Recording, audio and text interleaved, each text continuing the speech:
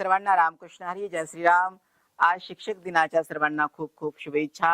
आपल्या जीवनामध्ये शिक्षक किती महत्वाचे असतात, कारण की जर आपल्या जीवनामध्ये जर शिक्षक नसतील तर आपल्याला एज्युकेशन मिळणार नाही, मार्गदर्शन मिळणार नाही आणि आपण आपल्या स्वतःच्या पायावरती बेसिक शिक्षण घेऊन उभा राहणार नाहीये। कारण की आपल्या जीवनामध्ये शिक्षक म्हणजे आपले गुरु, कारण आपण गुरुचं स्थान शिक्षकांना देत असतात।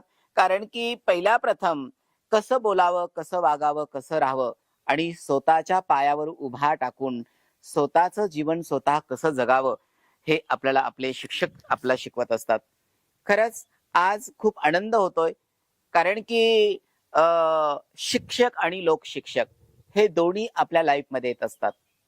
शिक्षकामध्ये आपल्याला शालेय शिक्षण देणारे शिक्षक गुरु हे वेगळे असतात आणि लोकशिक्षक समाज सुधारक, समाजाचं प्रबोधन करणारे आणि समाजाला एक योग्य दिशा दाखवणारे, एक सत्याची जाणीव करून देणारे लोक शिक्षकही आपल्या जीवनामध्ये असतात।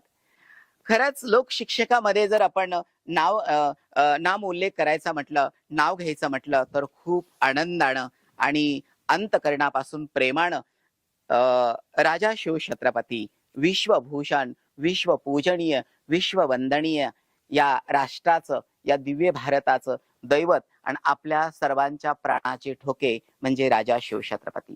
खरंच या लोकशिक्षकानं, या ज्ञानी राजाने खरोखर आपल्या जीवनामध्ये माणसाने कसं जगावं, माणसाने माणसाच्या स्वतःच्या जीवावरती आपण किती सुंदर जगू शकतात, आपण प्रत्येकाला समान भावाने किंवा समान दृष्टीने आपण कसं बघू शकतात आणि समोरच्याला कसा आपण आनंद देऊ शकतात।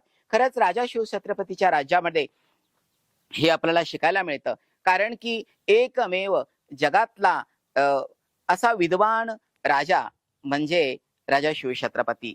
कारण त्यांच्या राज्यामध्ये कधी स्त्रियांवरती अन्याय होऊ दिला नाहीये, कधी गोरगरिबावरती अन्याय होऊ दिला नाहीये। 18 पगड जातींना एकांत्र घेऊन या स्वराज्याची रचना केली आणि खरोखर हे दिव्य भव्य महाराष्ट्र आणि भारत भ्रमण करून त्यांनी हा इतिहास रचला।